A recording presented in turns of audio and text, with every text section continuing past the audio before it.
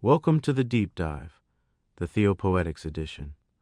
We are Dr. Aaron Waldron, founder and CEO of Corvus Cantus, a theopoetic publishing house and creation of Lost Raven Studios. What you're hearing right now is an expansion. The original Deep Dive podcast has been a space shaped and supported by AI, a place where ideas are explored, questions are sharpened, and insight is generated through emerging technology. But this edition marks a widening of that circle. Through our partnership between Corvus Cantus and the Deep Dive podcast, the Theopoetics Edition becomes a threshold space, where artificial intelligence meets sacred imagination, where technology intersects with myth, poetry, theology, and embodied reflection. Here we focus intentionally on theopoetics. We teach, we inform, we remember, we draw from Theopoetics and the publishings of Corvus Cantus, the books, the dialogues, the voices inhabiting the liminal spaces between doubt and devotion, critique and creativity. This is not systematic theology. This is not rigid dogma. This is theology felt, spoken, questioned, reimagined. In a meta-modern age, where we oscillate between irony and sincerity, fragmentation and hope, Theopoetics offers a way forward, not by resolving tension, but by inhabiting it. So whether you are a writer, a seeker, a scholar, or simply someone holding an old smelly box of inherited beliefs, this space is for you. Welcome to the Deep Dive, Theopoetics Edition. Let's begin. I want to start today with a word that carries, frankly, a ton of baggage. The word is canon, C-A-N-O-N. When you hear that word, especially in an academic or literary sense, what is the immediate image that jumps into your head? Oh, it is a syllabus. It is a very heavy, very dusty stack of books. Shakespeare, Plato, Milton. It is the Western canon. Right, the great books. And let's be honest, historically that list has been curated by, written by, and largely for white European men. Yeah. It is this fortress of high culture that basically dictates what you must know to be considered educated. Yeah, it is the gatekeeper of civilization, essentially. Exactly. But here's the question I want to wrestle with on today's deep dive. What happens to the canon when it is not written down at all? What if the great books are not books? Right. What if the canon is oral? What if it is hidden? What if it is quite literally a survival guide passed down in the dark while hiding from people who want to kill you? Well, that is a completely different kind of authority. You are talking about a canon that is not about culture in the abstract. It is about staying alive. Precisely. And today we are unpacking a text that completely redefines what authority looks like. We are diving into Katie's Canon, Womanism and the Soul of the Black Community by the late, just incredible Dr. Katie Geneva Cannon. Oh, absolutely. And reading this, I have to say, it felt like I was eavesdropping on a conversation I wasn't originally invited to, but desperately needed to hear. That is a really great way to frame it. And just for some context for you listening, Katie Cannon is a titan. She was the first African-American woman ordained in the United Presbyterian Church in the U.S. She is a foundational figure in ethics and theology. Yeah. But this book, it is not your standard dry theology textbook. Not at all. It is part memoir, part history, part philosophy. And our mission today is to really understand two massive concepts she lays out. First is womanism, which we need to define carefully because it is not just a synonym for feminism. Right. It is its own distinct framework. And second, the soul of the Black community. Specifically, the mechanisms that were used to survive the blight, as she calls it, of slavery and oppression. And we're going to get deep into those mechanisms, things like folklore, music, prayer. Because in Cannon's view, these were not just nice cultural traditions, they were tactical tools developed to preserve sanity and humanity in a system designed to crush both. But before we get to the really heavy historical realities, we have to talk about Katie Cannon herself, because her voice is just so distinct. In foreword of the book, Sarah Lawrence Lightfoot calls her a human archaeologist. I just love that title. It fits her perfectly, doesn't it? Because an archaeologist digs. They scrape away layers of dirt to find the authentic artifact. And Cannon does that with people. She digs through all the social masks and the pretenses to find the authentic core of human relationships. And there is this paradox in how she's described that I found really charming. She has this mischievous wit and the wide open eyes of a child, but at the exact same time, she has the deep, heavy vision of an elder. Yeah. She is irreverent and funny, but she also sounds like a grandmother passing down ancient wisdom. She occupies a really unique space. She is bridging the gap between the oral world of her ancestors and the very rigid, high-stakes world of academia. And the funny thing is, she didn't always feel comfortable claiming that academic authority. No, she didn't. There's that famous story about how the title of the book, Katie's Canon, actually came to be. Oh, this is great. I love this story.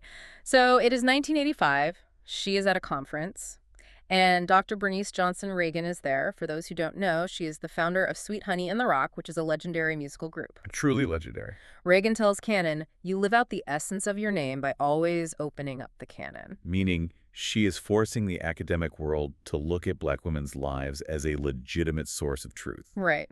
But Cannon gets shy. She tries to deflect the compliment. She makes a pun, saying something like, "Oh no, girl, I am just a loose cannon, boom, boom." She is just trying to play the jester to avoid the weight of it. And Reagan does not let her get away with it. She stops her cold and says, "We are an oral people.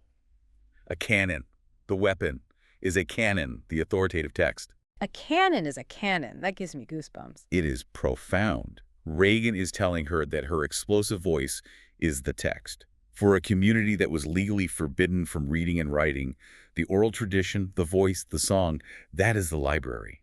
That is the authority. And speaking of that voice, it wasn't always polite. It wasn't always respectable by mainstream standards. There is an anecdote in this book that stopped me cold. It totally disrupted my picture of American history. I am talking about the JFK story. I had a feeling you'd bring this up. It's a very difficult story for a lot of people to hear, but it is absolutely essential for understanding Cannon's worldview. So let me set the scene for the listener. It is 1963. Katie Cannon is in the 9th grade. She is at a segregated Black school in Kannapolis, North Carolina. The principal comes on the loudspeaker and announces that President Kennedy has been shot. Now, if you look at the history books or watch basically any documentary, the narrative is universal. The world stopped. Everyone cried. It was a day of profound national mourning. Right. But in this specific classroom in North Carolina, the students didn't cry. They laughed. Yeah, they laughed bitterly. And it wasn't just a nervous giggle. Cannon writes that they were actually asking, are these white people going to be able to do this resurrection thing on Kennedy? Are they going to be able to pump the life back into him? It is shocking to hear that. On the surface, it sounds cruel. It sounds incredibly cruel. Cannon even says her own sister was crying. And Cannon was embarrassed by her sister. She wanted her to stop. So you have studied this extensively. Help me unpack this. Why the laughter? You really have to look at it through the lens of their daily reality. Cannon calls this an organic critique of society. So these kids lived in a town where the local hospital had a colored wing. They knew that Black lives were worth absolutely nothing to the medical establishment. They had watched their neighbors, their family members die from basic neglect. So seeing the entire white establishment lose its mind trying to save one white man, It struck them as utterly absurd. It was the glaring hypocrisy of it. Why is his life worth moving heaven and earth when our lives are not even worth a clean bandage? That laughter is not just meanness. It is a defense mechanism. which leads to a concept Cannon introduces called jumble posture, or combat stance. Yes, this is one of the most important intellectual contributions in the text.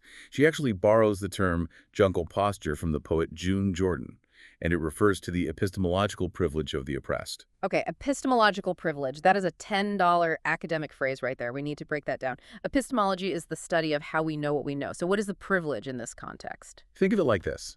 Imagine two people walking through a dangerous, war-torn neighborhood at night. One is a tourist who thinks everything is totally fine.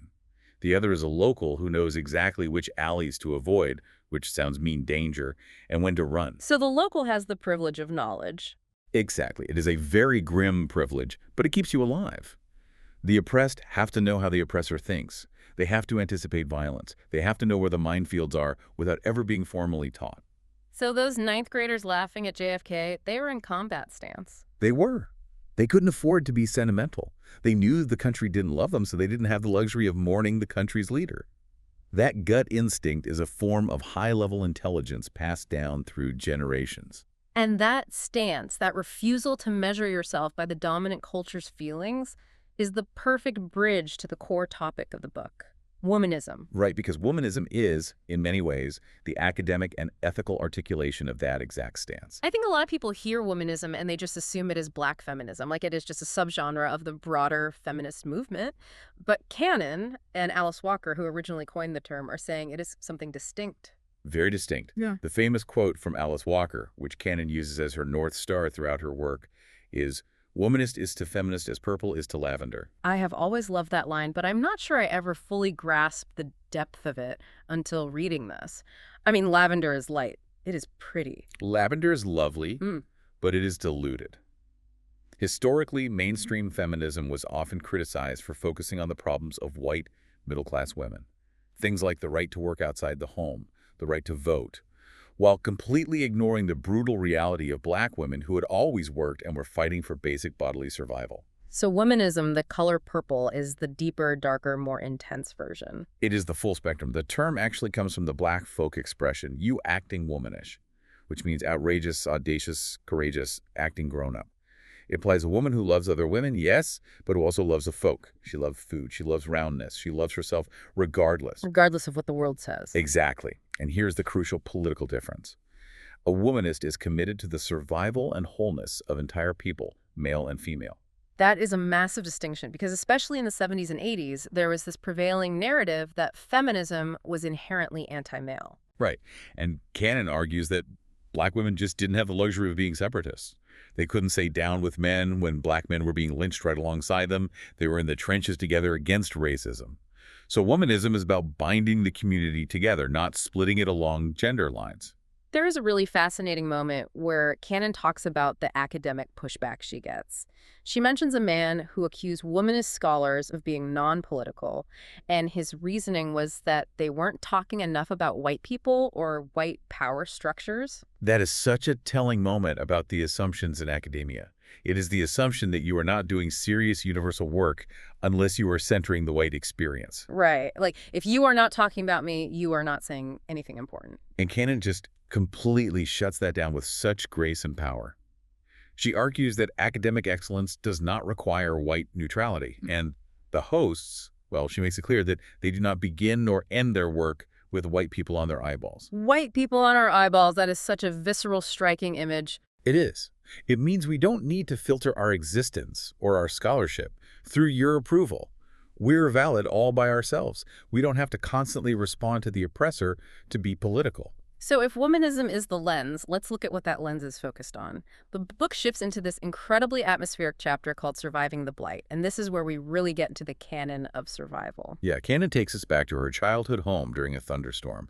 It is evening. The storm hits, and the family has a ritual. They turn off all the lights. They unplug all the appliances because they're afraid of a power surge, and they just sit around a kerosene lantern. It creates this folklore sanctuary. Her mother, Corrine Little Cannon, starts telling stories.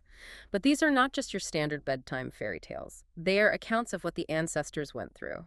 And Cannon uses this specific word, blight. She is referring to chattel slavery. And to understand why the soul of the community had to be so remarkably strong, you have to understand how destructive the blight was. Canon does not spare us the details here, and as researchers, we have to look at what the source material presents impartially. No, she really doesn't spare us, and I think we need to sit with this for a minute. We all know slavery was horrific, but Canon lists the specific legal and physical realities. The legal status was chattel, movable property, real estate. Humans were called stock. Children were officially categorized as increase. Women were brood sows. The entire legal system was engineered to turn a human person into a thing. They had no legal marriage, no right to their own children, and there were strict anti-literacy laws. And there's one specific historical example she tells that really got to me. It is about a mulatto woman who kept running away. She was independent. She refused to stay put. So the slave masters didn't just beat her. No. They constructed a heavy iron collar with 3 long projecting prongs sticking out of it, and they locked it securely around her neck. Just imagine that. You cannot lie down. You cannot walk through the brush without getting snagged. It is literally a cage you wear on your body. But then, and this is the part I had to read twice, the source says they extracted a healthy front tooth. Yeah, just pulled it right out. Why? It was branding. It was purely so they could describe her more easily if she managed to escape again. Yeah. Like, look for the woman with the missing front tooth. It is treating a human being exactly like you would brand cattle. The level of calculated bureaucratic cruelty. It wasn't just a crime of passion or anger. It was an administrative decision. We need to mark our property. And that is the essential question Canon is posing to the reader. Yeah. If you are legally property, if you are illiterate by law, if your body can be mutilated just for a physical description, How do you keep your soul? How do you not completely lose your mind? That is exactly where the canon comes in, the survival guide. Canon identifies 3 pillars that held the community up and preserved their humanity. Folklore, spirituals, and prayer. Let's start with the first one, folklore, the stories. Things like Brer Rabbit and the Squinch Owl. Growing up, I just thought these were funny little animal cartoons. And that is exactly what the slave masters thought, too. Oh, look at them telling their simple little animal stories to pass the time. But that was the trick. Canon explains that these were highly sophisticated coping mechanisms. The trickster figure, which was usually the rabbit, was the physically weak, small animal who consistently outsmarted the bear or the fox, who represented the physically powerful white master. So it is essentially a tactical manual on how to win when you have 0 physical power. Precisely. There is a verse Canon quotes that perfectly encapsulates this. Got one mind for white folks to see, another for what I know as me. Folklore was the mask. It allowed you to indict the system and teach survival tactics right in front of the oppressor's face, and he was simply too arrogant to notice. So folklore preserves the mind. Then there's the second pillar, the music, the spirituals. This was the theology. Remember, the white preachers on the plantations were actively using the Bible to justify slavery. They would preach, "Servants, obey your masters." So black people couldn't use that corrupted theology. They had to sing their own into existence. Canon breaks the music down into 2 categories, sorrow tunes and jubilees. And I found this distinction really helpful for understanding the psychological function of the music. Sorrow tunes are not just depressing, they are validating. Right. If you are suffering horribly and the whole world ignores it, singing, "Nobody knows the trouble I've seen" is an act of sanity. It is publicly declaring, my pain is real, even if you refuse to see it. But the jubilees, the upbeat, holy dancing songs, those were often coded, right? Highly coded. A song like "Steal Away to Jesus" sounds to the overseer like a nice, safe, religious sentiment about dying and going to heaven. But to the people working in the field, it meant, there's a secret meeting tonight, or the Underground Railroad is moving. Get ready. And the lyrics about Canaan, the promised land, that was quite literally Canada. It was a GPS system hidden entirely in melody. Which brings us to the third and final pillar, the bridge between the stories and the songs, prayer. Prayer was arguably the most dangerous of all, because in many places, slaves were strictly forbidden from gathering to pray. The masters were terrified that if slaves prayed together, they might realize God didn't actually want them to be slaves. So they had to create what were called hush harbors. Secret spots, gullies, ravines, places deep in the woods, places they could steal away to and reclaim their humanity in the presence of the divine. There is an image in this section that is so beautiful and so heartbreaking at the same time. The wet quilt. Can you explain to the listener how that worked? This is a profound testament to human ingenuity. If you are in a cabin and you desperately need to pray, but the overseer is actively patrolling outside, you cannot make noise. So they would hang wet quilts around the group in the form of a tabernacle to create a soundproof tent. Or they would take a kettle or a vessel, fill it with water, and get down on the floor with their mouths right above the water. And pray directly into the water. Yes. The water would absorb the acoustic sound of their voices so the overseer wouldn't hear them. They were literally drowning out their own cries to God just to stay alive. That just stops me in my tracks. The sheer desperation of needing to speak to the divine so badly that you invent acoustic engineering on a dirt floor to do it. It is the ultimate act of resistance. You can chain my body, you can pull my teeth, but you cannot stop my soul from communicating with my God. And Canon notes that her family still ends every storytelling session with a prayer. It is the bridge that connects the stories and the songs back to that ancestral survival. You know, we started this deep dive by talking about a canon as a rigid list of books.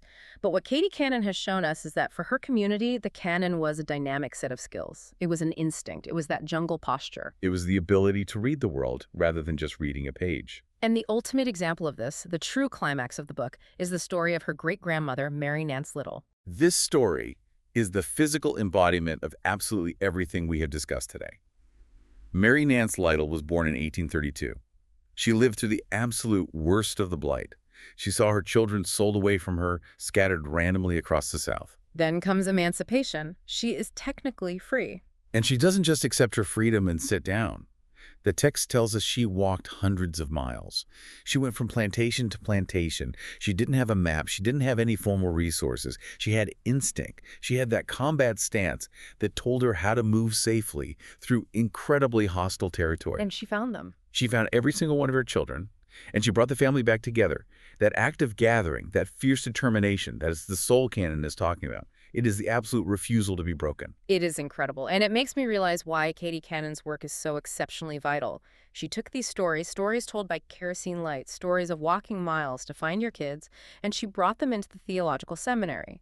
She put them on the desk right next to Plato and Milton and said, "This is valid, this is ethical genius." She demanded that her ancestors be respected as thinkers and as strategic survivors, not just as passive victims of history.